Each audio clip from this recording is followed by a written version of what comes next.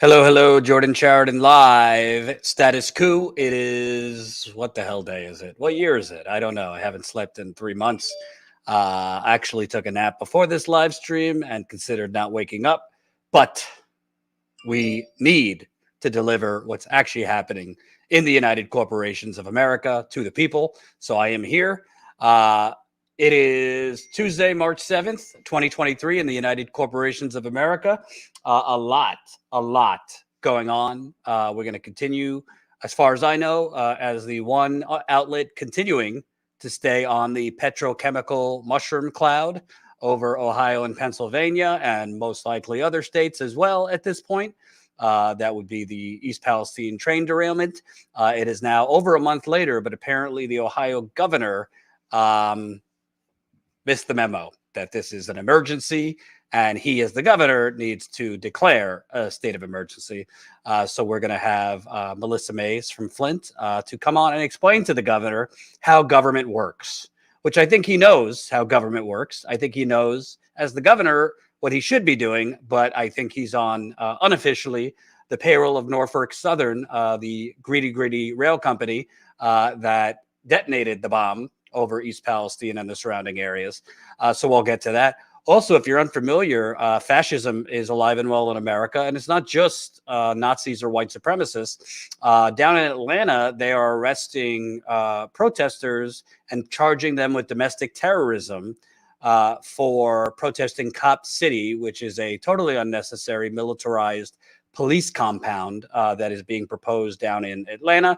And as I speak, they just denied bond to the 22nd person arrested on Sunday in Cop City. So out of 23 arrested, they denied bond to 22.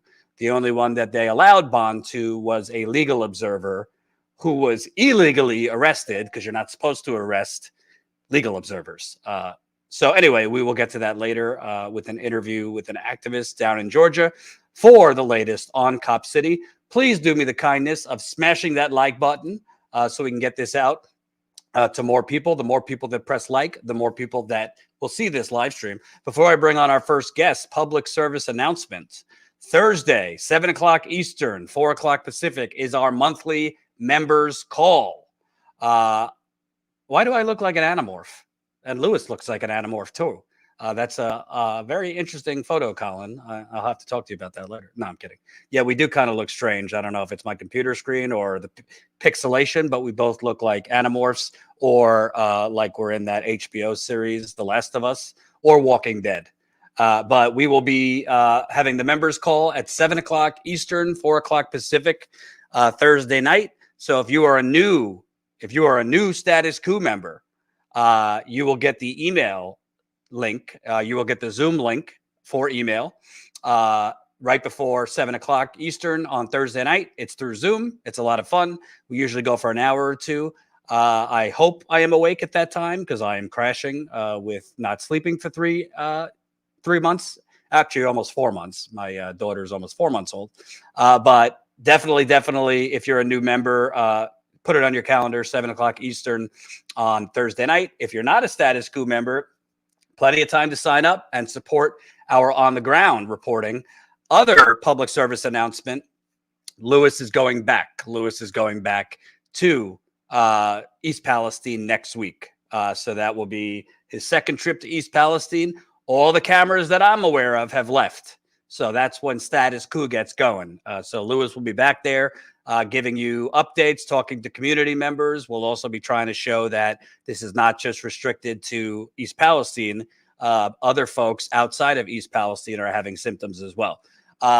Joining me now, she joined us yesterday, but is nice enough to come again for a little bit. Melissa Mays from Flint. We'll also be having an East Palestine resident join us in a few minutes. But I wanted you on, Melissa.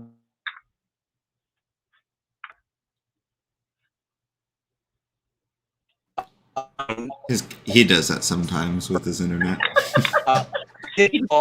My internet company today, so they're coming tomorrow. Okay. Do you see me? Yes. But Melissa, I wanted to have you first because apparently the governor of Ohio, now a month later, I don't know if the news is misreporting it or he just doesn't know what he's doing, but Governor DeWine, a month into this disaster in East Palestine, is writing letters asking for an extension to declare a federal disaster, even though he can't really get a federal disaster because of laws on the books that don't allow for a federal disaster for a situation like this. Let me just read the story and then get your expertise on this. Citing residents reporting, quote, troubling medical conditions and, quote, continuing impacts and complexities since the February 3rd Norfolk Southern derailment in East Palestine, Ohio Governor Mike DeWine has requested a 120-day extension to submit a request for a disaster declaration. The request was made in a letter from the governor to the Federal Emergency Management Agency on Friday. Governor DeWine announced his intent to file for the extension on February 17th after learning that the East Palestine disaster did not qualify for traditional FEMA aid. Spokesman for DeWine said that under federal law, FEMA assists disaster-stricken communities pay for property damage not covered by insurance or another cause major property damage in the village. At the time, Norfolk Southern had been paying for environmental testing and other needs like bottled water. So, where to begin? Number one, he has not declared a state of emergency yet in Ohio, which is separate from a federal disaster. But can you explain like a birds and the bees explanation? Because apparently the governor of Ohio either is intentionally playing stupid, which is probably the case, or is just really bad at governing. The difference between state of emergency, which he should have declared on day one, and a federal disaster, which has already been explained to him that Ohio is not eligible for. So it's been around. The Stafford Act has been on the books since the 80s. So it's nothing new. He knows this. In that article, the White House said, we've explained to DeWine that they do not qualify for a federal disaster. Now, a federal disaster would mean that FEMA and Army Corps of Engineers and everybody would come in and take over the disaster. However, there are certain steps you have to take that are laid out quite clearly on FEMA's website that say that if you think you would qualify for a disaster, which it does not, because the Stafford Act that was put into play back in the 80s, because of states' rights, they said they didn't want the federal government to be able to come trample in over the state government's control. And so, the only way you could get a federal presidential declared disaster is if it was an act of God, basically, right? So it couldn't be man-made. It couldn't just be a localized issue. It had to be an act of God, which makes no sense, right? But, that's the law in the books. So in Flint, when we were poisoned by the state of Michigan, and the city of Flint and the EPA stood by and, didn't do anything, all that great stuff. When they decided to switch our water and not properly treat it and lie about it, we got left in the state's hands because we did not qualify. Since God, I guess, didn't come down and poison our water, so thanks, we wouldn't qualify for a federal disaster. However, in order to get CDC to come in, to be able to get ATSDR to come in, to get the EPA to take over the testing because the state was falsifying the testing, we were able to push our governor, former Governor Snyder, who was awful. We had to push him to declare a state of emergency because federal agencies need to get permission to come in to do any kind of work in the state, to have any kind of primacy, so any kind of control. Otherwise, they're just supportive, because the state still has control. Now, what's funny about what's happening in Ohio is the state doesn't even have control. They're letting Norfolk, the offenders, the poisoners, the disaster creators in this situation, handle the cleanup. And this extra 120 days to read the FEMA website to see that you don't qualify for a federal disaster. Now, he can declare it like a state disaster or a localized disaster, but that would mean state resources would be pumped into it. But also, to even declare or to even request federal assistance to come in, you have to go through several things, like assessing the damage, utilizing and exhausting all state resources to address said disaster. None of these things are happening. Dude, DeWine won't even say it's bad. Like, he won't even say it is an actual disaster. He's not done any of these things. He's leaving everything in the offender's hands. Now, what would happen if there were other agencies coming in, taking primacy, so being in control of the investigation and the cleanup and the recovery, is that it would be out of the hands of Norfolk. Now, they would hopefully make Norfolk pay, but it'd be out of their hands. And guess what would be found out during this time? The big old cover-ups that are happening. So the extra 120 days, I'm guessing he's giving them 120 days to hurry up and clean up their mess before he wants the government to come in. Because then what's going to happen is we're all going to see all of the things that the residents are all saying about the cover-up that you guys are covering, right? Because as of right now, it's like they're trying to paint it the little Norfolk doing the work, and we're trying to do everything as the state of Ohio, but they're not. They're not doing jack for the residents. They're doing everything in the best interest of Norfolk. So DeWine is playing dumb, but he's also trying to be like, oh, look at me, I'm all innocent, and look at the halo over my head. I'm trying to help these people by filing this, the federal disaster declaration, knowing full well, because the boy can read, knowing full well that they don't qualify. The White House had to draw him a picture in crayon, apparently, and explain this. You can Google it, how to get a federal disaster declaration, and see why Ohio doesn't qualify, and that he's wasting his time and wasting the residents of East Palestine's time and giving Norfolk extra time to cover up the actual devastation by, trying to get this disaster declaration that they don't qualify for anyways. Is the law fair? No. I think we should get rid of the Stafford Act. I think we need to revisit all this.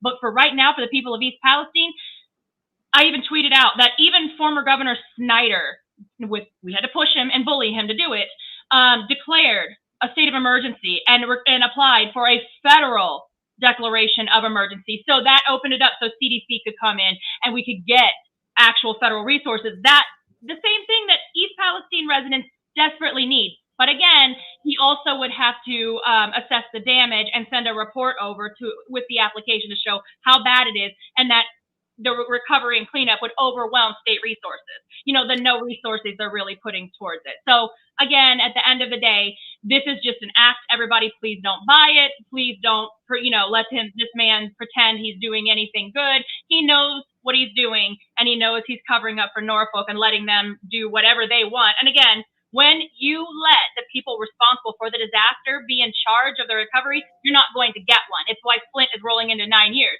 The state of Michigan has been in charge of the cleanup of their caused disaster for 9 years. And that's why we have this. So please, everybody needs to beat up on DeWine. I don't care where you're from, what country you're from. You need to beat up on him and be like, okay, first of all, let's have that the more you know star kind of come across the screen. You don't qualify for a federal disaster. You haven't done any of the homework to even apply for a federal disaster. How about you go Google it, look it up. They have the sheet you can print off. FEMA's offered. Here's the checklist for you, fella. They put it in your hands. And aside from, doing it for him, he needs to declare a state of emergency. And he can declare a state disaster if he wants, but that means you got to put some of them state resources into play and use that money that y'all have to help the people of East Palestine instead of playing these political games. And let me just break it down for people that might not know. And joining us also is Ashley from East Palestine. You both joined yesterday, but I had to do daddy care. So glad to have you back so I could ask you some questions.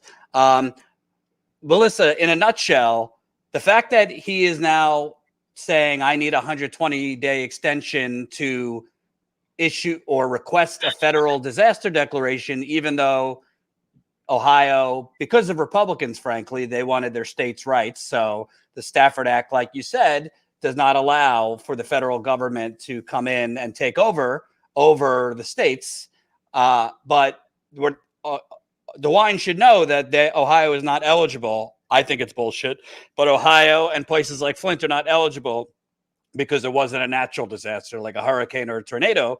So the fact that he has not declared a state of emergency yet, is that why essentially Norfolk Southern is basically in control and the EPA is basically in an assistance role? If he declared a state of emergency, wouldn't the EPA then take over? Yes. So if he declared a state of emergency, that would basically say, well, the state has done everything that they can. We've exhausted our resources and we need federal help and federal resources. So that would bring in the CDC to do the actual health survey going door to door, to ATSDR to actually do more testing, the EPA. And again, all of our federal agencies are completely defunded, and they're not great, but it's better than leaving the recovery in the hands of the people that are holding hands with Norfolk Southern, which is the state of Ohio. So again, it's not the best because we have serially defunded all of our federal agencies that are there to protect the people. Because again, our country likes to protect industry and corporations. But what they need is they need federal assistance, and they need better than this little scraps and bits and pieces that Norfolk Southern is in there saying they're doing to quote unquote help the people. They're trying to move them out of the way so they can tear up the railway and the tracks and all this stuff, causing more harm, and to burn it again to cause even more damage to not just East Palestine, but everybody around, the air, the water, the soil. But they're able to do that without waiting for the EPA's permission. They're able to do that without waiting for FEMA's permission. They're just going to do it just like how they did the initial burn. They just went ahead and did it because Norfolk Southern is the one that's in control of East Palestine's recovery right now. And again, that's what's disgusting. So if the Governor DeWine would actually file for any, like a federal, any kind of assistance with the federal, they would have primacy. The federal agencies would have primacy and be able to come in and actually do something and take some of the power out of Norfolk's hands. And that's what needs to happen right now, because all they're doing is just CYA. They're just covering their own asses, and they couldn't give a thing less about the residents of East Palestine and any kind of recovery. And I also want to say that aggressive progressive needs to run. I did read that comment. And Ashley, part of DeWine's letter says, citing residents reporting, quote, troubling medical conditions and continuing impacts and the complexities. That's quite the departure, because we did a video just kind of showing his contradictions and bald-faced lies. He was kind of playing down symptoms, saying that, oh, well, he saw kids and they were playing basketball and they were talking about, the spring concert and everybody seemed fine. And he said he wasn't aware of rail workers who were working on the cleanup experiencing any symptoms, even though he got a letter that day from the union saying that first responders were experiencing symptoms. So now he's sending a letter citing troubling medical conditions. But before he was saying kind of very, playing a little dumb, like it wasn't as bad as being reported. And the other thing, like Melissa is saying, you've kind of, like Melissa 8 years ago, gotten a crash course. Why do you think your governor hasn't declared a state emergency when I'm sure he's aware that is the doable, and that is the right thing for him to do to get expanded federal resources? Well, one, he's a director. If you haven't noticed, on whenever he was talking about the school after he went to visit, he was saying they went to a play and they were so excited doing kid things, really emphasizing it. I have never seen that man emphasize anything but that. And if you go into a building, they don't know who you are, and you're just walking by and you say, how are you doing? The kids aren't going to be rude. They're not going to be like, oh, I have all these symptoms, sir. Like, please save me. These kids don't really recognize the symptoms they're having anyways, because once they start talking about it, they're starting to see. And I mean, it's just odd how he really mentioned that. I mean, I think if he does declare anything, a lot of people are going to see a lot of things that were done wrong from the beginning and continue to be wrong even now, instead of just fixing it and being like, wait, let's stop right here because we've made a whole bunch of mistakes. We've got a whole bucket full of things. He's like, nope, I'm going to keep letting them go. Maybe I won't have anything come back on me. Maybe we can just get rid of the CEO because he's new. Maybe that fallback's going to happen. But like every situation, even with Melissa's, I think history's repeating itself, and they're doing the same dodge and try to avoid everything. And we already know that. We caught on. I mean, it's 2023, and if we haven't learned history by now, I mean, you're pretty insane if you don't realize it, because they're doing the same thing to us. We went and cried out our hearts. They didn't do anything. Here's our one thing we're going to do. That's what we're going to do. Might not be what you want, but we're going to make it look pretty and sound pretty for everyone that's watching us. So, Melissa, call me a cynical Susie, and I am because I've been covering the war crimes committed against Flint, Michigan for the last, I don't know, 6-7 years I've been doing this. But is it possible that DeWine, not only because he takes money directly from Norfolk Southern, but because he takes money directly from Wall Street, and Wall Street is heavily invested in the railroad industry, and we live in the United Corporations of America. So because DeWine is bought off by Wall Street, like every politician, he doesn't want the EPA to take control because he wants Norfolk Southern in control so that the testing can continue to show rainbows and sunshine and no problems in people's homes. No, you can't find what you're not looking for. Norfolk Southern is in control. The EPA says they're doing testing too, but originally Norfolk Southern was doing the testing. Norfolk Southern is sending its contractors, CTEH, into people's homes. And one resident told me that Norfolk Southern found a little butyl acrylate and told her it's no big deal. Don't worry about the butyl acrylate in your garage. I think I'm pronouncing that right, butyl acrylate. So basically, if DeWine issues an emergency, a state of emergency, it takes control away from Norfolk Southern. Like you said, EPA has control. And then, not that I trust the EPA completely, but I certainly trust the EPA more than corporate America or the railroads. And you might get worse testing numbers if the EPA is in control. Do I have that right? Yes, look, cynical Susie, you are correct with this, because also part of being able to apply for a federal emergency or a federal disaster is you have to do that damages inventory. They actually have to go through and put in the actual facts about the public, damage, the private damage, the homes, the businesses, all this stuff. So they have to show the range, the actual facts. Now, that's not going to make Wall Street happy. That's not going to make Norfolk Southern happy, because that's also going to show their liability. And it's all about covering their asses and making them not liable, because obviously they're going to get sued, as they should. And honestly, I think there should be criminal investigations. But if you're showing how bad these damages actually are in order to get the federal resources and to get these agencies in, obviously you got to show health impact if you're going to get the CDC to do a CASPER study, a health study, a public health study, or to get epidemiological studies. You need to show FEMA that there's home damage, that people cannot live safely in their homes. You need to show water damage, soil damage, air damage, actual numbers to get these federal resources to fix the problem. But that also means you have to show the problem, which then exposes Norfolk and all Wall Street and all the funders. It shows their liability. So it's the same thing in Flint. That's why the criminal charges got thrown in the garbage, because wouldn't it look worse if they were actually criminal, like it was actually shown these were criminal acts, so the people who are demanding money and reparations through the civil cases, they could actually get proper reparations because damages were done and it was criminal. So you get rid of the criminal cases in Flint, then it doesn't look so bad, so they can settle for a tiny little $12 amount.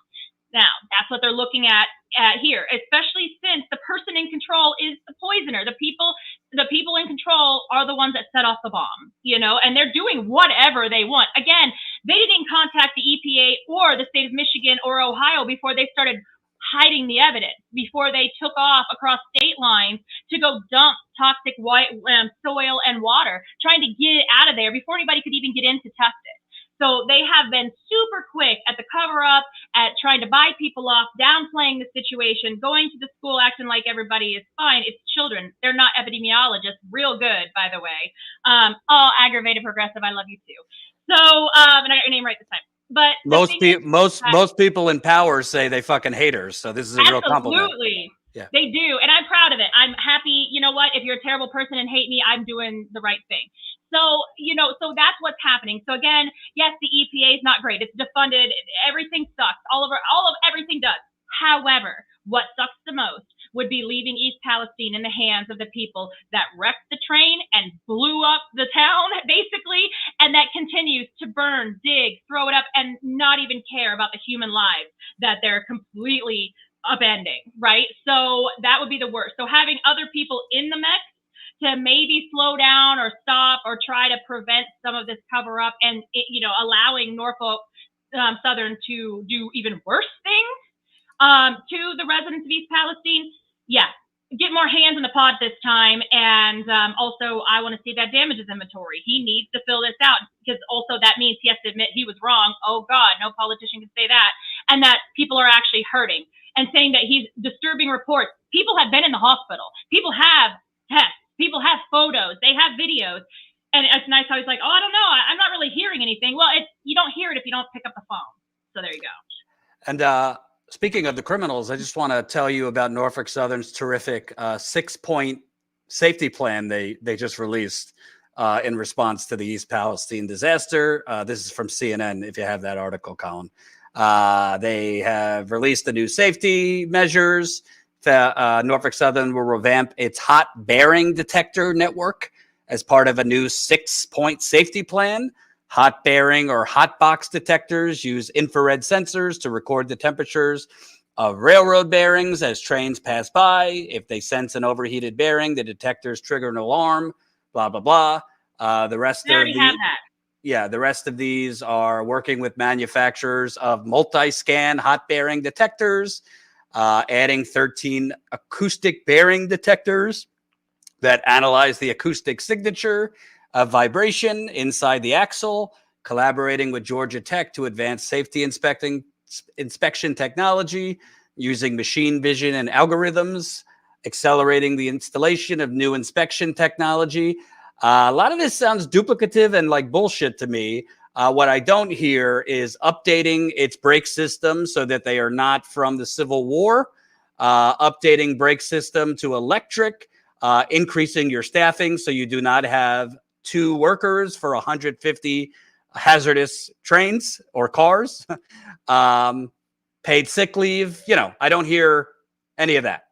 Maybe they could stop putting vinyl chloride through communities. Yeah. Or, and also all of those hot box. Actually, we were at that town hall. They knew. I mean, it was like over 290 degrees. So basically it was like boiling temperatures by the time it derailed. But it was, what would they say, for 40 miles, they had already been triggered. Those heat sensors had already been triggered. There's video of sparks flying and fire from towns away. They already have those sensors, but they chose to ignore them. And then even when it was, the train was derailing, those sensors just basically told the conductor there's a potential mechanical issue when they were derailing. So, they're just going to keep doing the same thing they're doing is what they're saying. They're just going to keep, they just basically had some word salad out there.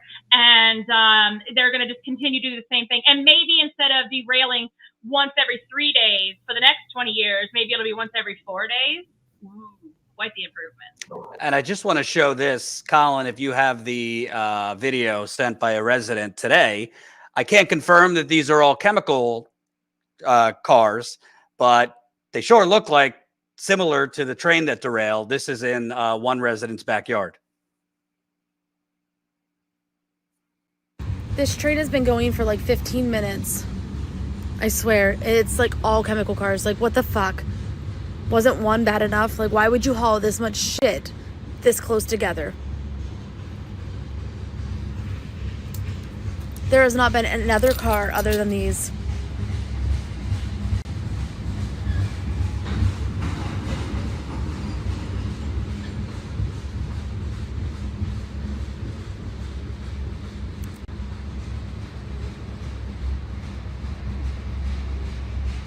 Literally, the whole entire train is just chemicals.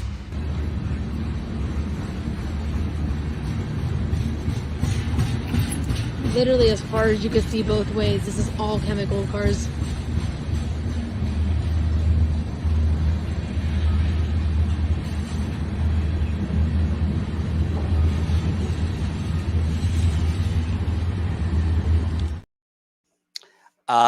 I'm pretty sure those are chemical cars because there's nothing really. Usually other trains, if they're hauling other product, it's labeled that way. That's something, because that's the block that it smells particularly worse this week because they're digging up soil. And on top of the trauma of you've been poisoned, that resident, her kids have had symptoms, she's had symptoms, animals have symptoms, but now you've got to continue to watch these trains going through your backyard, worried about, is there going to be another catastrophe?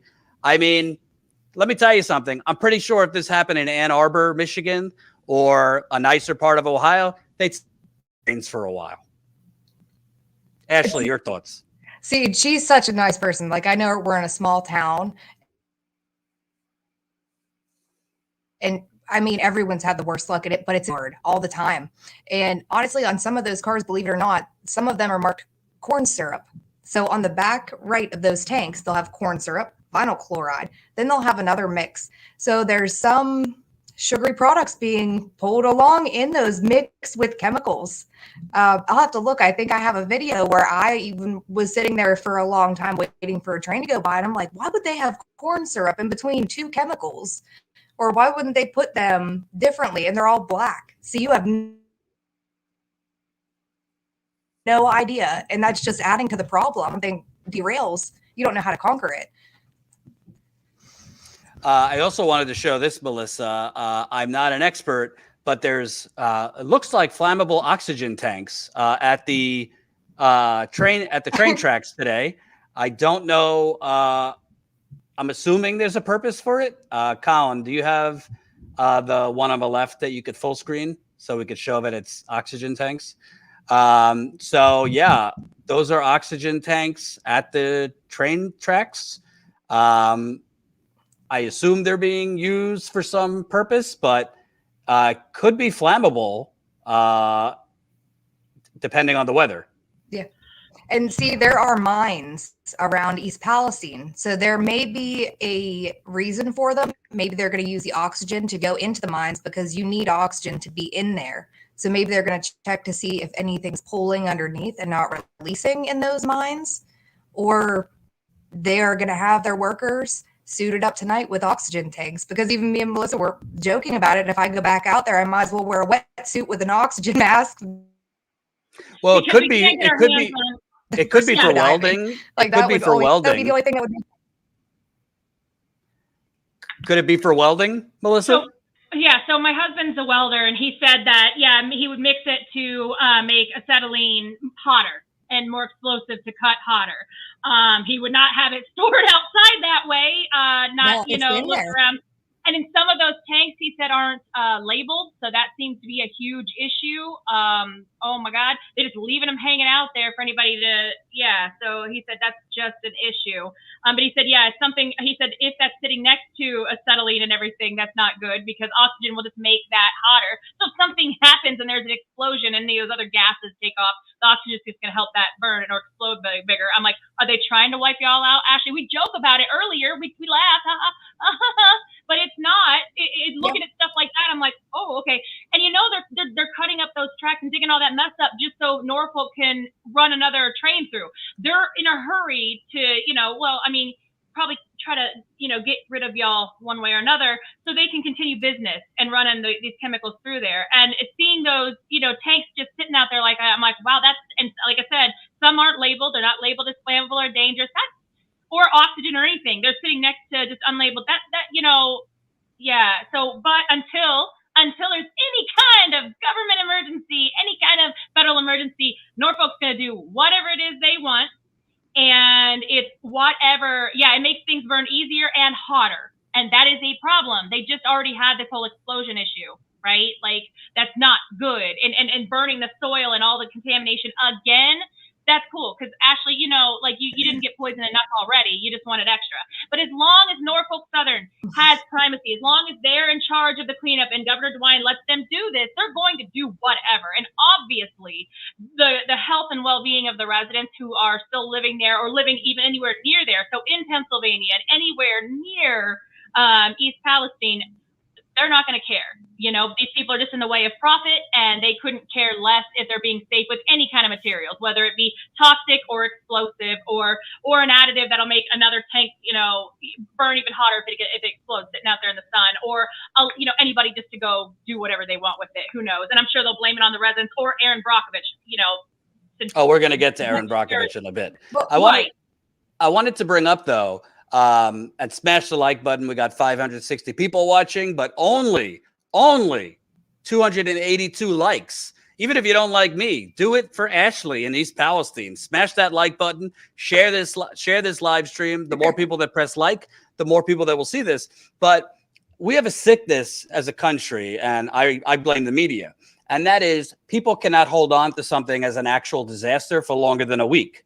So once the media stops covering something as much, and they're only providing updates, which is what's going on with East Palestine, that's why we're covering it every day. People just kind of lose. It becomes subconscious, but people lose that urgency that, holy shit, people are in danger. But I could tell you, it might sound anecdotal, but I have experienced this with talking to Flint residents for years, and I'm experiencing it now talking to people. I've talked to residents in the last 2, each one have told me, leaving town for 2 days, they suddenly feel better. Their symptoms are gone. It's when they go back to town that their symptoms come back, which tells me that there is an acute chemical petri dish still making people sick in East Palestine. And if you leave the chemical petri dish for long enough, your symptoms get better, which tells me that in real time, I'm sorry to say, people are continuing to be poisoned in some parts of town worse than others. So if you're near where they are digging up that soil, you're being poisoned more because they are just rejiggering it into the air as they dig up that soil. But Ashley, I know you haven't been in town, but have you spoken with people that they get out of town and they start feeling better, but then they're forced to go back to their homes or whatever, and their symptoms come back? Oh yeah, and that it's just wild to me. And even me going in and talking to people or checking on things at my home or in town, I have the same thing. And I'll get rashes on my face if I'm there for too long. I had issues breathing. My heart, I could feel it. It's just, it goes away as soon as I'm away from there. But there was one thing I was going to say about those oxygen tanks. Did you guys notice how close they were to tracks? And as we saw on that video, there was just a whole tanker train going through. Yeah. So there are the other tracks laying there, and behind the hump, those are tracks. Hey, unbelievable. As a reminder to folks, I wanted to play this again to show you this is who's in charge in Ohio right now. And, you know, there's a lot of blame to go around. If you want to look at President Biden, he blocked railroad workers from going on strike at the end of last year. Who knows if railroad workers could have went on strike? One of the main complaints they had was that they're understaffed, that the workforce has been hollowed out by 30% over the last decade, that you had 1 or 2 workers manning trains of 150 cars. I don't know if it would have prevented it, but it certainly would have got the dangers of the current system out in the open if they were able to go on strike.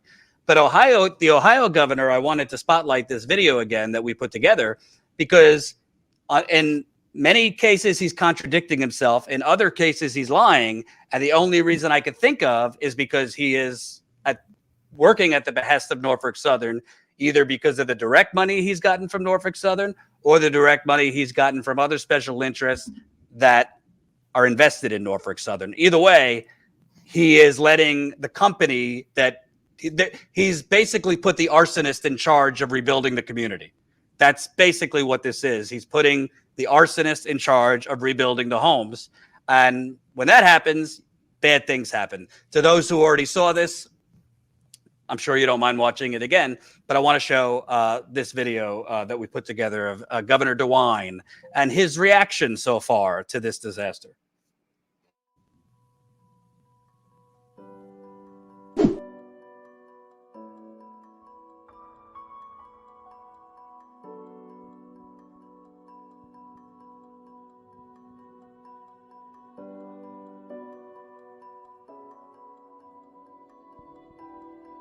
Look, I mean, the whole goal here is to make this community safe, and it can't happen overnight. You can't get all this stuff out of here overnight. But just looking at what we were looking at here, and looking at the stream, and how they're constantly trying to agitate the water, doing the things that they need to do, so that you're slowly making that better. What are you hearing about the health of the residents there and the people working to remove this toxic waste, Governor? Are they suffering from symptoms from these toxic materials? You know, Wolf, there's people who are reporting symptoms, and, you know, we don't know what those causes were. Many of them believe that it came about because of the train derailment.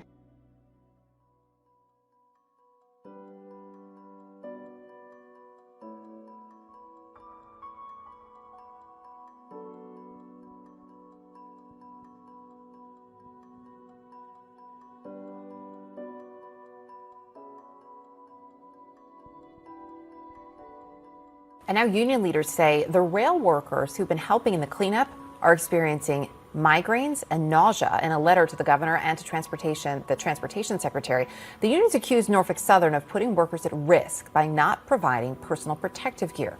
CNN's Isaac Dover joining us now. So, Isaac, how are officials responding here to these health concerns, and perhaps most importantly, what's actually being done for these workers? Yeah, well, look, we've heard from some of the residents of East Palestine about the nosebleeds and other ways that they've been getting sick, but now union workers speaking out saying that they have been getting sick as well.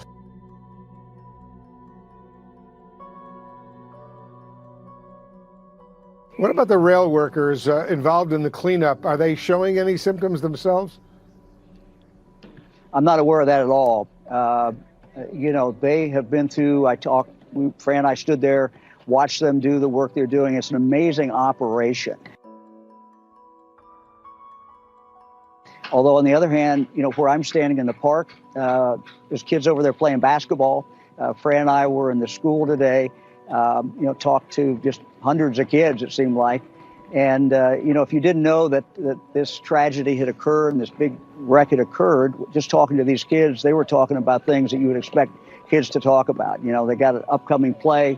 You know, they're going to be hosting some track meets, all the things that you would hope kids were thinking about in March. Have any of you all experienced any sort of symptoms when this happened? Yeah, my little brother Jameson, my mom had to rush to the hospital, and they said he had croup. They put him as he had croup, but he's just getting sicker and sicker, and my other brother just got sick. I'm really sorry to hear that. That's fine. My brother, he was laying next to the air vent, and he got a rash on his cheek. And then, we've all been having, runny noses since it happened and, headaches and stuff. But then when we go out of town in, Robinson or something, or we feel better, and then when we come back, it's, happened again. And when we come into town, our eyes start burning and stuff. Anything for you? My nose has just been really runny. That's it. My left eye, I have, it was burning, and my mom has chemical burns in her eyes. And, when I take a shower with the shower water, I end up getting burns all over my legs. It itches and burns.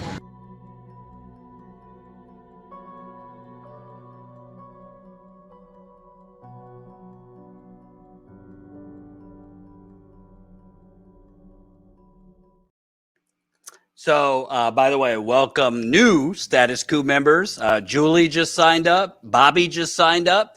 As a reminder, we're sending Lewis back to East Palestine next week. So if you can become a Status Coup member, that's how we fund continued on-the-ground reporting. So that's statuscoup.com/join. Help us fund more of this on-the-ground reporting. You can become a member for $5 to $10 a month. And our members call is actually Thursday. So our monthly members call through Zoom is this Thursday at 7 o'clock Eastern time. Eastern, 4 o'clock Pacific through Zoom. If you're a member, you'll get the link. Through email, you'll get the Zoom link. I wanted to ask you, Melissa, it's not a crime to be a shitty governor, but technically by law, I know in Michigan, the governor has certain legal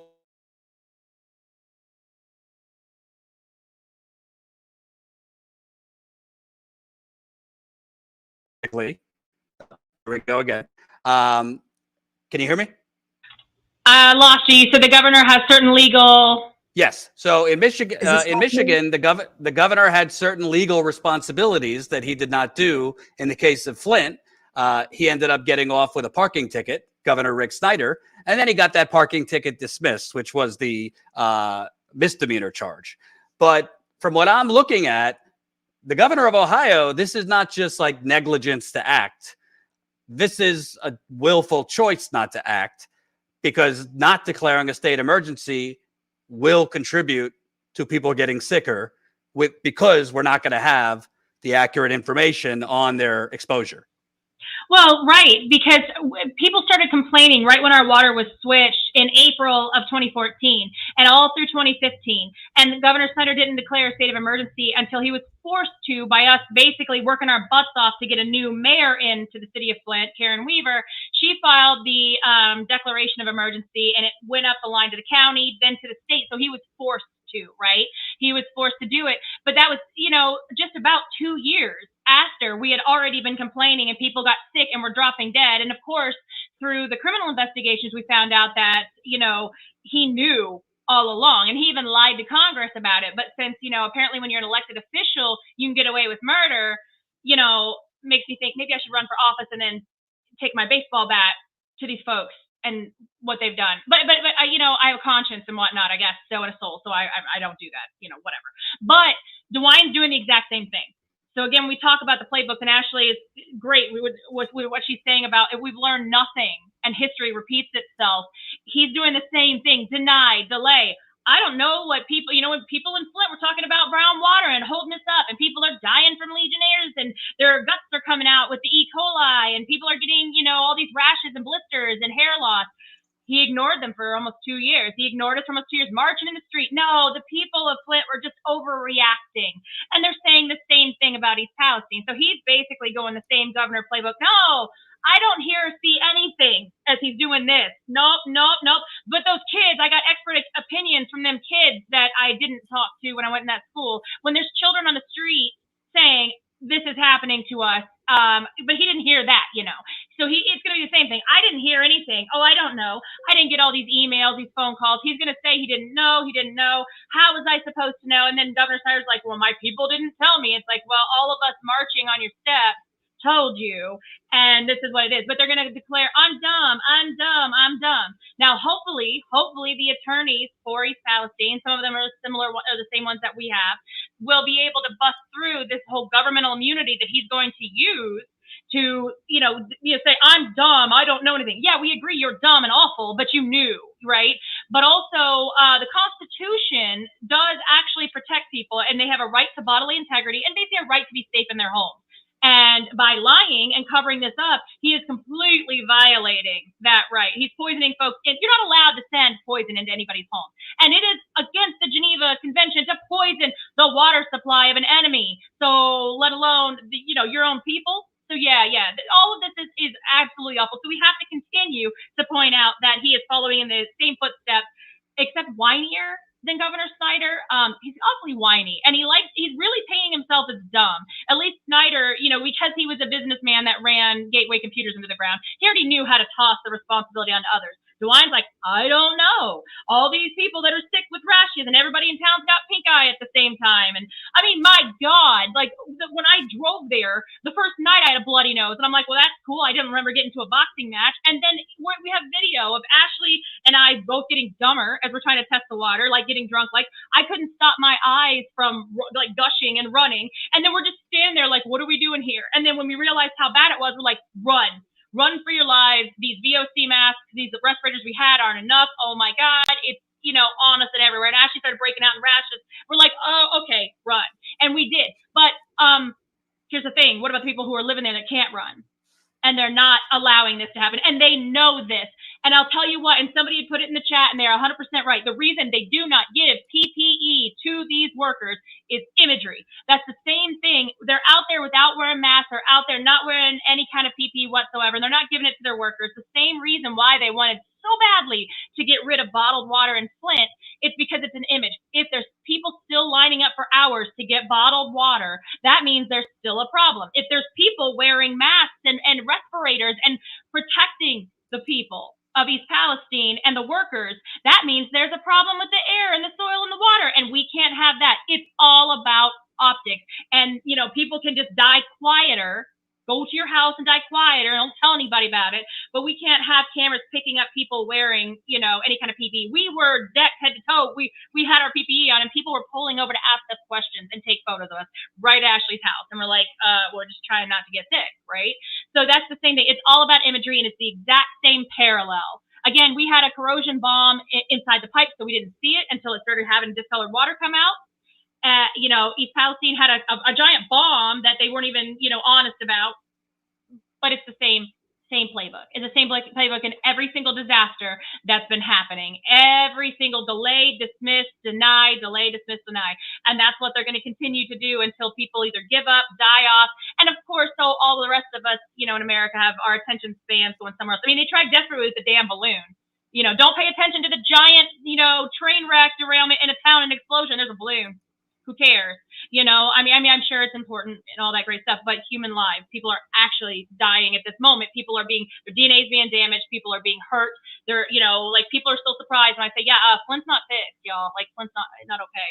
And, if it happens to you, you're not going to be okay either. If they continue to galvanize this playbook of, shoving human lives aside so they can, profit off of privatized pipelines and railways and all this great stuff. So it makes me sick. So there's that. And welcome, new Status Coup member, Suffering Sukach. Don't know what that means, but I appreciate you signing up. So that is Suffering Sukach. We also have Bobby, Julie, and Melanie. 4 new members while we've been live. Let's keep going because, reminder, we're sending Lewis back to East Palestine next week. It costs money to send a reporter, a cameraman back into these communities. Just one between hotel, flight, car, getting hotel, flight, food. Actually, I also want to bring up, because this kind of stood out to me, DeWine in his letter saying he needs a 120-day extension to decide if he's going to request a disaster declaration, even though he can't get a disaster declaration. We've already gone over that he should declare a state of emergency. But his spokesperson said that the derailment did not other than paying for environmental testing. I don't know. I don't live there, but if your house has been contaminated and smells like a gas station, I would say that's property damage. If it's going to make it difficult to sell your home, I would say there's property damage, but the governor's spokesperson is saying that you haven't had major property damage. That you can see, at least. I mean, if he went into my house and stayed there, even for an hour, he would definitely declare it, because there's no way. There's no way. And even how Melissa was saying, and you were saying, we're basically captive in our own home because we have nowhere to go. They're giving us money, yes, but if we sign papers, if we do this, we do that, and then we don't know if we can, get more of that later on. People are out of it right now, and then they're going to go right back in again. So it doesn't make any sense that he's not doing this, because even 11 farm animals have died now, and one lady had a stroke, and another man died of a heart attack, and they're all saying it's not due to that. Of course. A person that was avid in sports with the school, and he had a heart attack. That doesn't make any sense at all. Hey, by the way, 9 years later, I saw a news outlet in America. Could it be connected to the water? Could it be connected to the water? This media outlet asked in a headline about Flint being one of the worst cancer clusters in America. So I'm sure you're going to start to see that in East Palestine, unfortunately, when people start having strokes.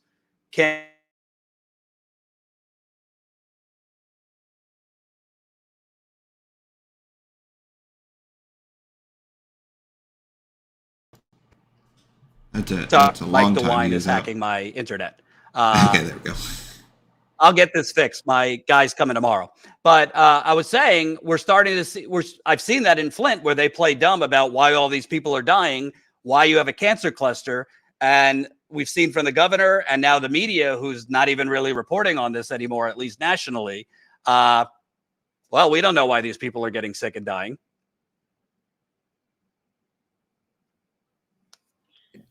Did you hear the latest with the railroad too, by the way?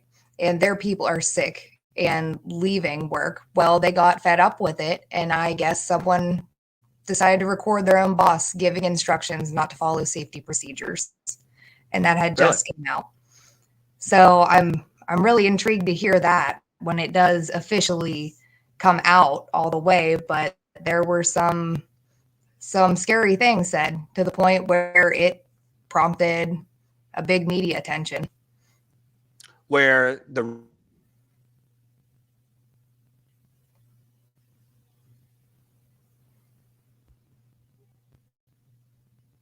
It was for Norfolk. No, I know the rail workers were being told what? You're getting a little choppy here. Yeah, Okay. I think, by the way, it's whenever we are on with you and we start talking about evidence and the people, and I mean, this is every time, Jordan, you get completely like choked out. So yes, I think you're throttling your signal whenever we start talking, unless it's just the amazingness of Ashley on here and me backing her up. That's been happening with my phone though, so I don't doubt it. Can you hear me now? Can you hear me now? Yeah. I was saying the rail workers were told not to follow safety protocols. Yeah. United Corporations of America. That's just wild to me because of what just happened with them doing the lawsuit, and then people are now seeing they're potentially going to lose their lives in a couple of years from being that close. I mean, that's dangerous, and you're supposed to wear hazmat. You're supposed to be protecting yourself in that and taking frequent breaks, and they're not doing it. So I guess everyone's just getting fed up, and what a perfect time to not be able to strike. Thank you very much. And Ashley, could you also talk about Melissa is used to this, unfortunately, but from your perspective, I mean, originally you guys had a lot of media attention. I said, good luck. You'll have it for a week or two and then they'll leave. As far as I could tell, the national media, aside from an update here and there on CNN, there's not wall-to-wall coverage, even though, as far as I could tell, people are getting sicker. We have deer dying. We have fish dying. I was just told rabbits died. One family, their 2 rabbits died. Coyotes. We know that kids are still experiencing symptoms, adults. So the media kind of came in when it was fresh and the plume was still fresh, but now they've kind of backed off. What does that say to you? I mean, it's kind of alarming. I did know it was going to happen. Like everyone warned me, and you did warn me, and it's just odd. I still have a lot of journalists and people that are interested in what actual facts are there still that are coming through. So at least one a day I talk to, but before you check your phone, you could walk out into town and you had 4 or 5 people stopping you and trying to get the news. But I think that if they would come back and do an update, all of them, it would be a completely different tune. They would have people crying to them at this point. Well, that's why we're coming back next week. Thank you, Ashley, for joining. Thank you, Melissa. My internet, I'll get that fixed. Anything else? One more question, because people keep asking, how can they help? Obviously, you're not in charge of all of East Palestine's GoFundMe, but how can people help if they want to donate? Are there any donate? Do you need more than donations? Do you need volunteers? Well, I do have a personal GoFundMe. I started a GoFundMe chain in EP Strong on Facebook, and it's a bunch of different families that want to leave East Palestine. So you can probably type in my name on their search bar and look for those people that have their own story. You can even share that. So even if you can't donate, even sharing that and telling people to take a look would be very helpful to them. They all have touching stories, and that would be the best way to help. Maybe even share it. Write a letter to my governor, to anyone that is involved in this. I mean, I'm even going to do some certified letters, so I make sure it gets to them so they open it up and they know my problems or any symptoms. So, I mean, any way you can help, big or small, would be great. I mean, mean, we could use PPE, but it is expensive and it's hard to tell what's actually going to protect us. So I think reaching out to the people that want to leave would be the best way to go about it and sharing their stories. And we'll post that we'll post that in the description, the link to that GoFundMe you put up. So, all right. Thank you. Thank you both. Thanks. Bye. Bye-bye. Colin, come on for a sec. So clearly something's going on my internet. I don't know what it is, but I think today has been the worst. Would you say that? Yeah, no, it's weirdly bad today. And it was perfectly fine. I was telling you, because we are in here before the live stream starts, and so it was perfectly fine before then. So it's very interesting that all of a sudden my internet is getting worse, particularly on a day that we posted a video about Aaron Brockovich being flagged as a terrorist. Very interesting that all of a sudden my internet, since as far as I know, we're the only channel covering the East Palestine disaster every day. It's very interesting that my internet seems to be throttled more than it was ever before. Anyway, I digress. We still have more of a show. Fortunately, I pre-recorded the rest of the show, so there shouldn't be many issues. But before I go to this Cop City interview that I did, as a reminder, on Sunday, I believe 23 demonstrators was arrested down in Atlanta at the Cop City protest. This week is a entire week of civil disobedience, nonviolent disobedience, trying to stop Cop City, which is a massive, they say 85-acre, from what I hear, could be as much as 200-acre militarized police compound in Georgia, in the forest in Atlanta. People have been fighting against this for over a year. They have started to arrest nonviolent protesters and charging them with domestic terrorism. This came after, let me repeat, charging them with domestic terrorism. Also, they killed a protester in January. They claimed that this protester, Tortuguita, shot at police first. However, they have provided no evidence that this protester shot at police first. No video evidence, no ballistic evidence. The police just said that this protester shot at them, and therefore they had to shoot back and kill this 24-year-old peaceful protester. Tortuguita was the protester's name.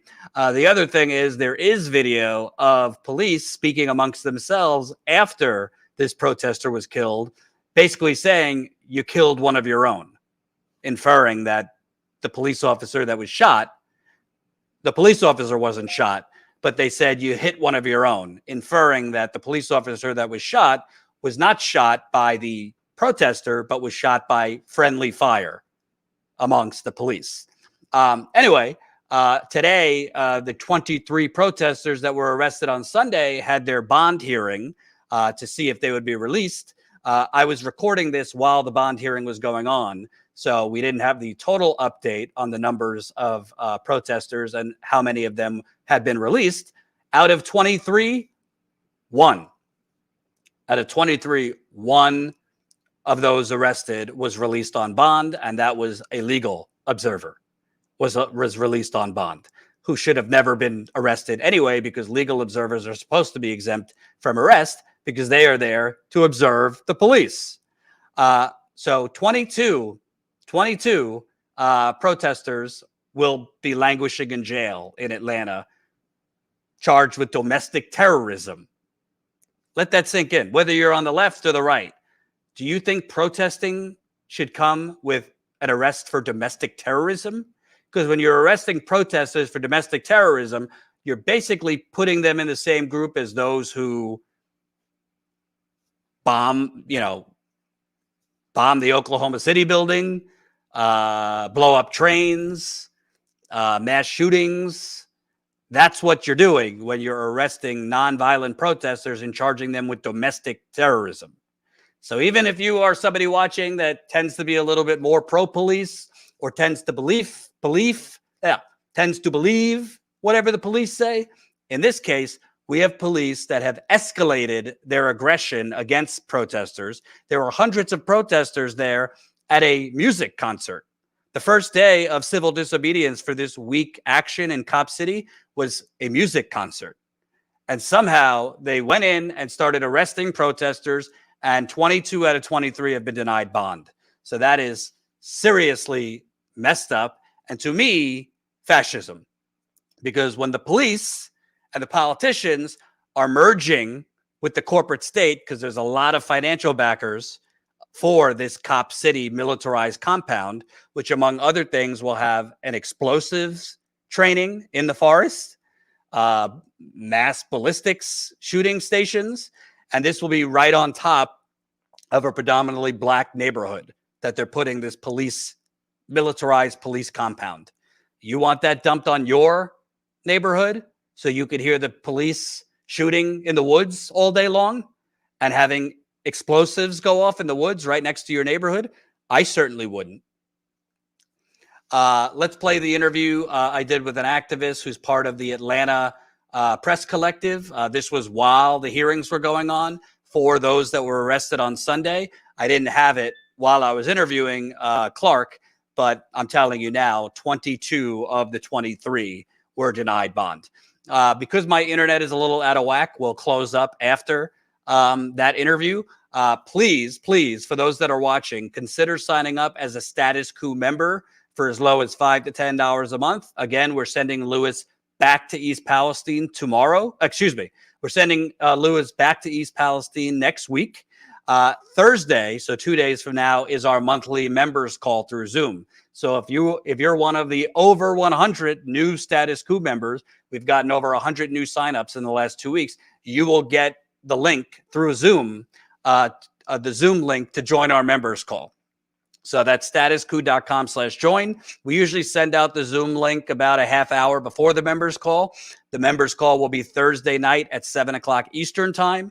Thursday night at 7 o'clock Eastern time, 4 o'clock Pacific. It's a lot of fun. We usually go for about hour and a half, sometimes 2 hours, answer your questions, comments. You don't have to be on camera. You could just mute your camera on Zoom, so you're just listening if you want. So please sign up, statuscoup.com/join, because the only way we could keep going back to places like East Palestine and funding it is the more paid members we have. You can become a paid member for as low as $5 to $10 a month. $5 to $10 a month. That is interesting that my internet suddenly cleared up when I wasn't interviewing a resident from East Palestine or Flint, Michigan. See how that works? Interesting indeed. But I hope more people will sign up. Let me read some super chats too before we go to the interview. Yorktown, 1999. Thank you very much. Suffering Sukkatash. I should know what this means, but I don't. Suffering Sukkatash. I remember it from Looney Tunes. Suffering Sukkatash. New YouTube member. Thank you. Appreciate it. Did I miss any? Yep, that was all. All right. So you can leave super chats while we air this interview. Thank you. Here is my interview with Clark, part of the Atlanta Press Collective. Down in Atlanta on the Cop City arrests and escalating violence among the police. Hey, it's Jordan. Delighted to be joined by Clark. You're with the Atlanta Press Collective, and you guys have been very active in terms of the Stop Cop City movement, which is growing into more of a fascist nightmare by the hour as we speak. I believe it's 22 of those who were arrested on Sunday and charged with domestic terrorism for attending a concert and allegedly, tossing things at police, were denied bond. Can you tell me the latest? So it is currently ongoing. I think we are at this point up to 8 who have been denied bonds. The first few that were denied bond were denied on the grounds that they don't have any ties to the community, so the judge didn't think that they would return for future hearings. And then I believe it was defendant number 5 has residency in Athens, Georgia, which is about an hour away from Atlanta, and they were also denied bond. So it looks like at this point all and it's 23. All 23 will be denied bond today. And is there any further explanation on what exactly is behind the domestic terrorism charges? Because it seems like in Georgia now, if you jaywalk, they might hit you with domestic terrorism. That does seem to be the case, and it's very interesting.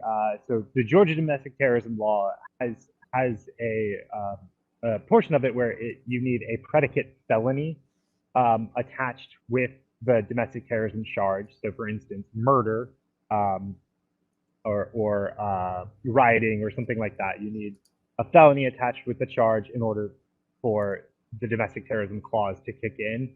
And right now, it does appear that all of these protesters have been charged with misdemeanor trespass, criminal trespass, as well as felony domestic terrorism, which is what they had done with the first batch of domestic terrorist arrest or terrorism arrests back in December. And then the other ones have been tied with actual felonies. So there's a mix now of domestic terrorism charges with alleged felonies and with just misdemeanors at this point. And could you describe, this was a big music kind of event that kick off a week of actions against Cop City, which has not been, fully built yet. But by all accounts, the police, the politicians, corporations seem to be in collusion to get it built, despite the opposition of people who would live right there and have it dumped on their community, in addition to others. Can you kind of describe how it escalated on Sunday? Because we saw the mainstream media is kind of pushing the police line that protesters were violent and agitators. But from the video I watched, it seemed to be a different story. Yes. So this is the fifth week of action that the Defend the Forest movement is called. Previously, and including this week of action, have all been called in response to increased police repression. So in this case, this is the response to the killing of Manuel Turan or Tortuguita back in January, as well as all of the domestic terrorism charges that have taken place for the last couple months. So after the raid that saw Tortuguita killed, the defenders had moved out of the forest. There was no permanent infrastructure in the forest. So this week of action launched the return to the forest for the return for some people and just the entrance to the forest for a lot of other folks. So day one was Saturday the 11th at about 5 o'clock. They kicked off the music festival, which went on to about 1 in the morning, and folks started to move into the forest, setting up camp all around, just in various little enclaves as they wanted to. And then the next morning, activists set up a bouncy house on a tarmac for the RC field, which is where the festival was being held, and that ostensibly set the mood for the day, for it to just be a light, fun, enjoyment-filled day. So from about 12 to 5, the music festival went on, and then at about 5 o'clock, a group of individuals gathered near the bouncy house and are said to have walked to the entrance to the construction site that is Cop City. At some point, some construction infrastructure and equipment was destroyed. So it should be noted that the site where the alleged destruction happened is a good kilometer, maybe a kilometer and a half away from where the music festival is, over some pretty arduous terrain to get through quickly. So destruction happened, and about 45 minutes later, police started to enter the RC field and conduct what has been described as very indiscriminate arrests. We know for certain that they arrested at least one individual that we know was certainly not at the other action, who was just in the RC field enjoying the concert. Police are said to have basically targeted anyone who ran, which is very understandable, in my opinion, for someone to run from a police officer carrying a rifle. That does tend to be a very terrifying thing, or police, driving up in armored personnel carriers.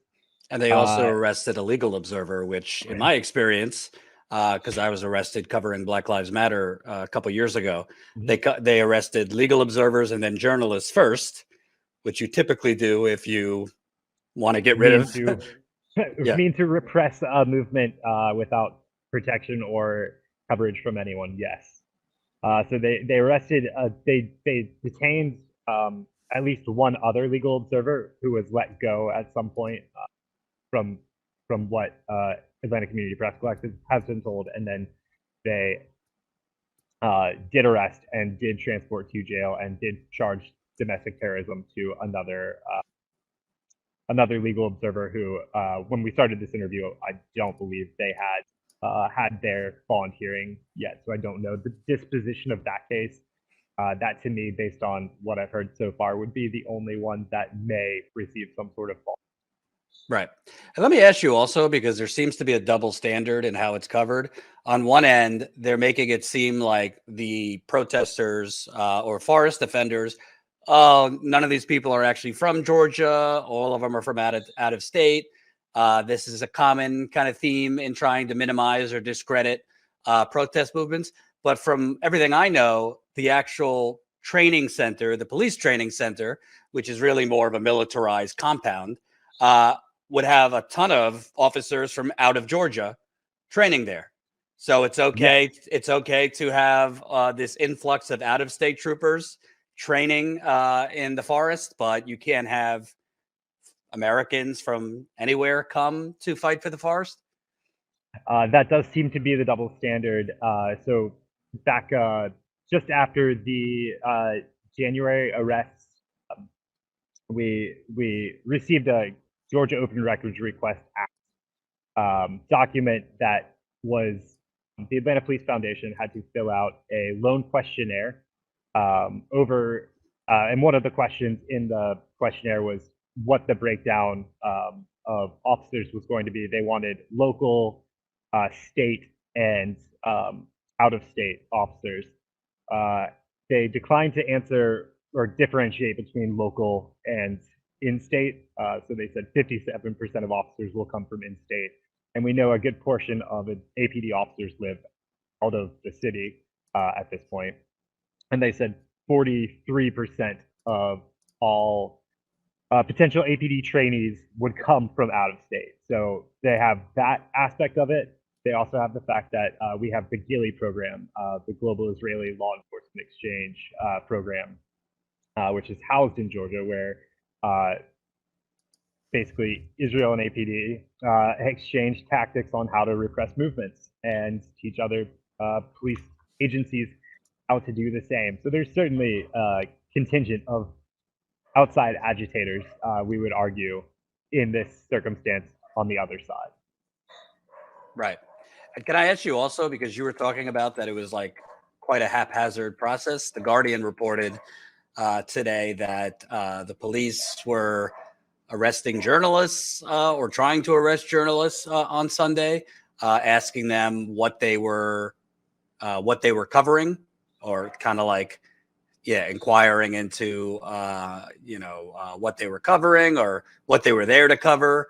They also were asking kind of like 5 random forest defenders to come out to negotiate with them to then release, 100 people from the forest.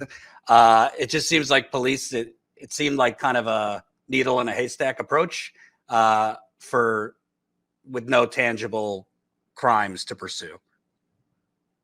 From our perspective, it definitely looks like it was entirely in response and in retribution for what is alleged to have happened at the COP city facilities. So, the space a kilometer and a half or whatever away. They did threaten to arrest a New York Times reporter who lives locally in Atlanta, who was here covering for the New York Times, named Sean Keenan. That is on his live stream. They threatened the Unicorn Riot live streamers several times, and they, I'm told, aggressively pushed them out of the way to get them to leave the field several times. And I don't know of any other circumstances of journalists having negative interactions that evening. There was one journalist who was not allowed to come back and retrieve their vehicle, and that vehicle was towed. Then the the space where they had the festival, RC Field, is involved in a land swap. So Cop City or the Weelani Forest is essentially under threat in two different ways. There's the Cop City project, and there is a Black Hall Studios film studio that is supposed to be built on another portion. So that Black Hall Studio area is what we call the land swap area. It's land swapped with DeKalb County. And that land swap area divides basically the RC field right down the middle. The line kind of goes right through the tarmac. So the place where they set up the festival is not land swap territory. It is still a public park. It is still owned by DeKalb County. So the festival, while all of this was happening, continued to go on. They didn't stop playing music until much later in the evening, until it got dark, and police seemed fine to let that continue. So the festival goers, I believe there was somewhere between 75 and 100 by the time police began to interact with them. From the reports that they are providing us, they claimed that so they linked arms and they chanted in unison. There were children in the crowd, so they believe it was "We have kids, let us go." That was one of the chants. So police came over and requested 5 of the attendees come over, talk to them. So the first batch who left was anyone who had a vehicle in RC Field. So that is why half the crowd left. They had vehicles that they could walk to and then leave. And then the remaining crowd stayed until vans or buses began to arrive to pick them up and move them to a safe area en masse. Right.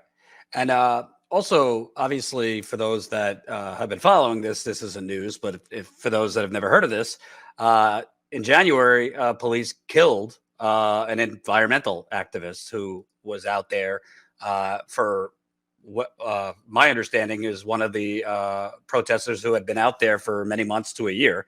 Tortuguita, young person, was known as very peaceful, and police came up with this story that Tortuguita shot at police first, but video that came out later did not show that, and also included police officers talking amongst themselves, inferring that, you shot your own man, in talking about police, friendly fire, hitting the police officer.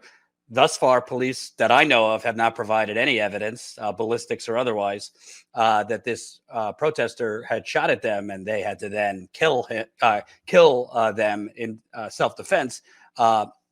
Is there anything any update you have on that? Because we're now having these domestic terrorism charges after. I mean, I was at Standing Rock. There was a lot of violence, but nobody was actually killed by police.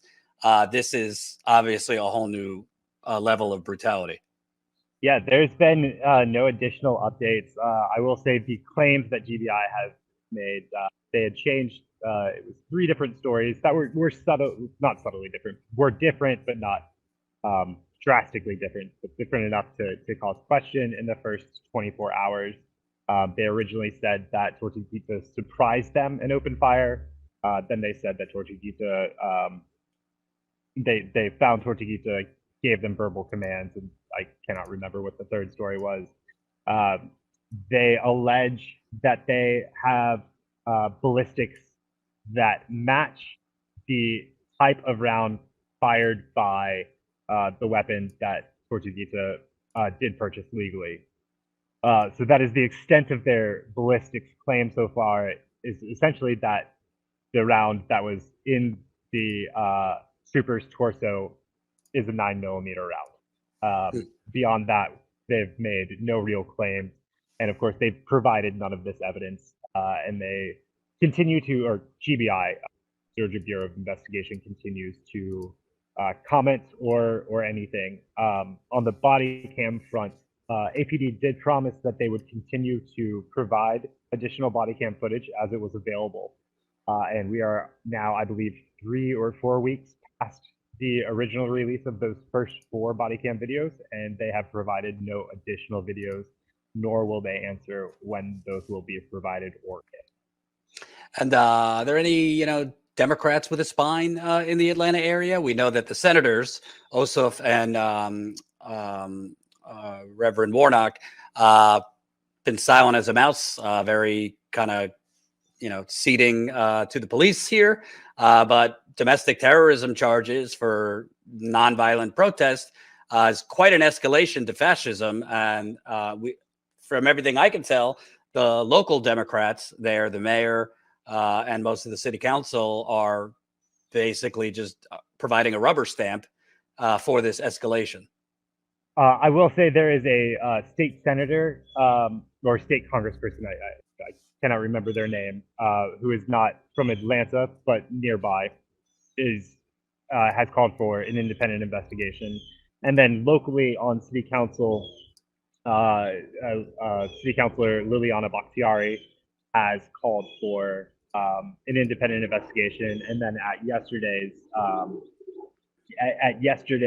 city council meeting did indeed invoke how the domestic terrorism charges were a step towards fascism. As of now, they're the Liliana uses they them pronouns, so they are the only local elected to engage so openly.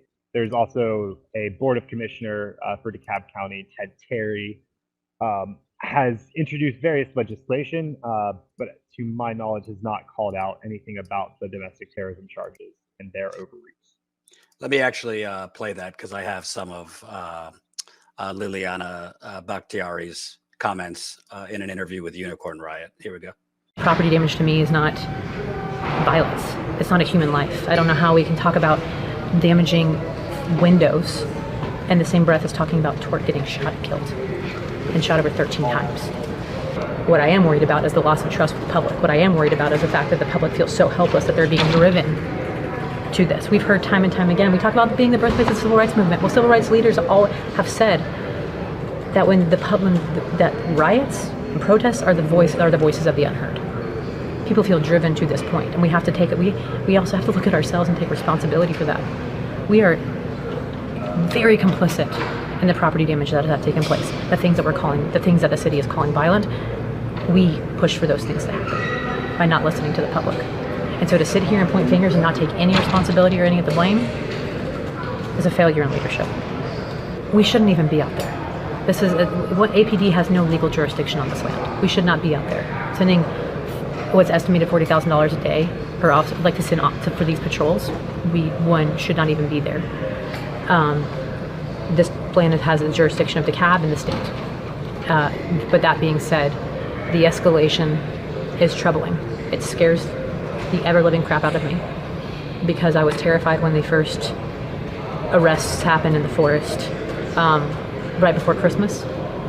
And I said to my colleagues, if we do not come together now and get the administration to the table, someone's going to die. And that is what happened. And my worst fears came true, because somebody whose death was completely preventable ended up happening. And my fear is, with continued escalation, that the number of people that will be injured and or killed will only grow. And that terrifies me. Yeah, I would concur with their analysis of the situation there. I think a lot, I know for certain from what protesters have said, the actual land defense aspect of it, the occupation of the forest, came because they attempted quite loudly and continuously to engage with this electorally, and were completely ignored. Right. So every action that protesters have taken, every, I guess, escalation has come because going through the legally accepted means is not working. And they are looking at this point for any reason or any protesters stepping out of line So today there were a series of nonviolent direct actions that took place around downtown. At one of them, there was about 50 protesters who walked around downtown to various locations or buildings that are owned by Cop City or APF funders, and they chanted, they spoke on a loudspeaker at the building, they called out the blood on the hands of the owners, and kept walking. Throughout this entire time, the protest was surrounded by APD officers, ostensibly ready to arrest anyone the moment they stepped out of line. So at one point, there was a small group that was kind of lagging behind the main group. The crosswalk changed, and they were forced to wait. So they didn't jaywalk, so they gave no reason to cause arrest. Last question. There's a lot of concern nationally about the growth of fascism in America. We see white supremacist groups, extremist groups, actual domestic terrorists committing violence. Well, I've seen something called corporate fascism, the merging of the state corporations. This police training center has a lot of money behind it. And there's a lot of money behind police in this country. I'm not saying they're all terrible, but I mean, I don't really see if the people that this community, this training center is going to be dumped on a predominantly black community. From what I can tell, they don't want it. And the majority of residents in wider Atlanta don't want it. But the politicians are ignoring it and looking the other way as peaceful protest is criminalized into terrorism. Do you think this is a form of fascism in America? I would argue that this is certainly fascist creep, maybe not even creep, maybe overt. There's a lot of power that the Atlanta Police Foundation has in electoral politics here. Dave Wilkinson, the CEO and founder of the Atlanta Police Foundation, was a former Secret Service agent who served under both Democratic and Republican presidents and has retained a lot of political connections. So a lot of the early electoral issues were essentially from the previous city council, the one who voted in this lease, where they didn't have what the story is, that they did not have the political capital to go against the Atlanta Police Foundation, which no nonprofit police organization should have that much power to sway electoral politics. Once you get to that point, that is overtly fascist. Absolutely. Thank you so much, Clark. Appreciate it, with the Atlanta Press Collective. And how could people get involved if folks need relief in terms of bail, bonds, donations? Where would be the best place to send it? So there is an organization in Atlanta called the Atlanta Solidarity Fund, and they are the ones who provide bail funds and lawyers for anyone arrested for any First Amendment protected activity in Atlanta and in the state of Georgia. So they are a great source to donate to. You can find out more information. We post about them frequently on our Twitter, which is Atlanta_press. And you can read our blog at atlpresscollective.com. So we'll continuously be updating about what is happening on our Twitter and then writing up larger reports on the blog. Cool. Thanks, Ben. Appreciate it. Thank you. That was my interview with Clark of the Atlanta Press Collective.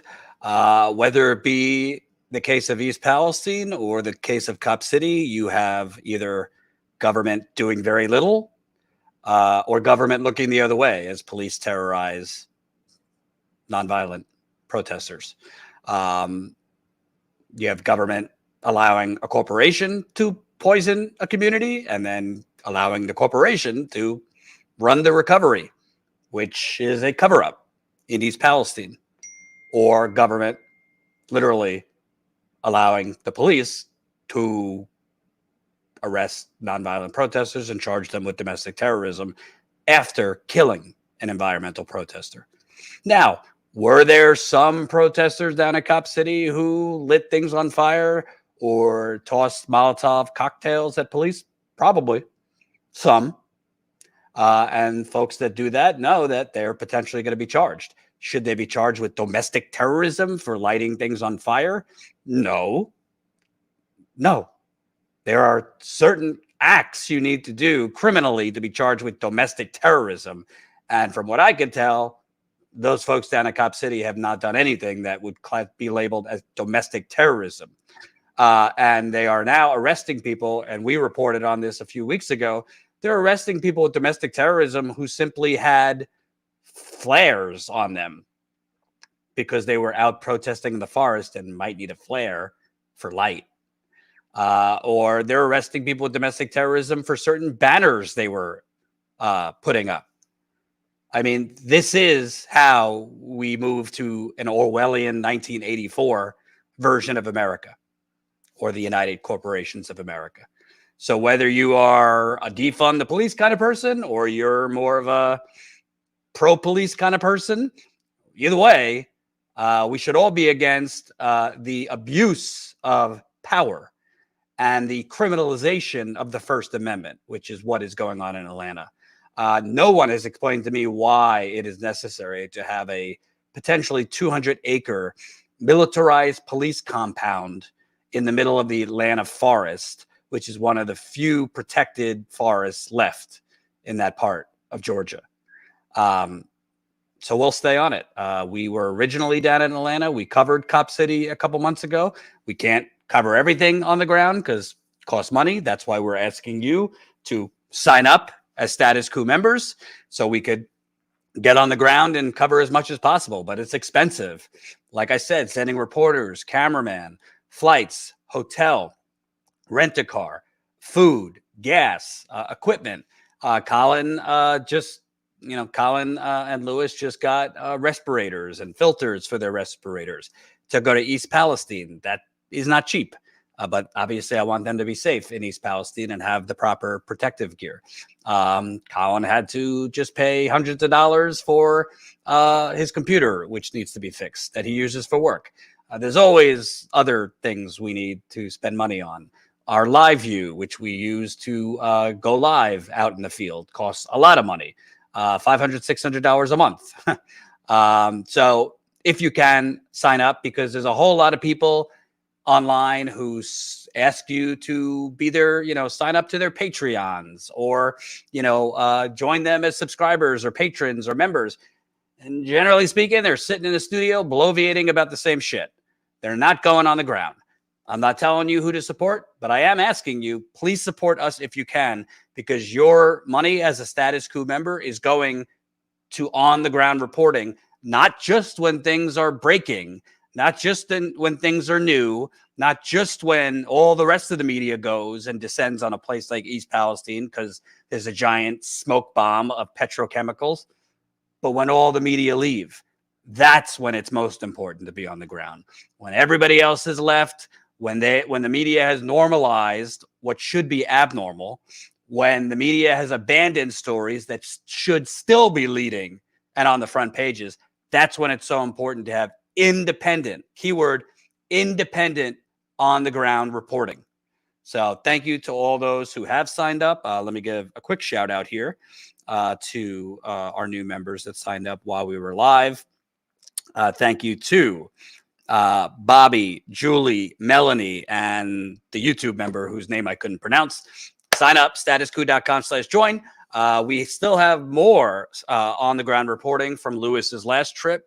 A couple more videos that we haven't published yet, so we'll be posting that continually as the week goes on. If you haven't seen the video I did on literally the Ohio law enforcement putting Erin Brockovich on a terrorist watch list, yes, saying that Erin Brockovich's activism in East Palestine is a terrorist threat and could produce terrorist actions, please watch that video and share it.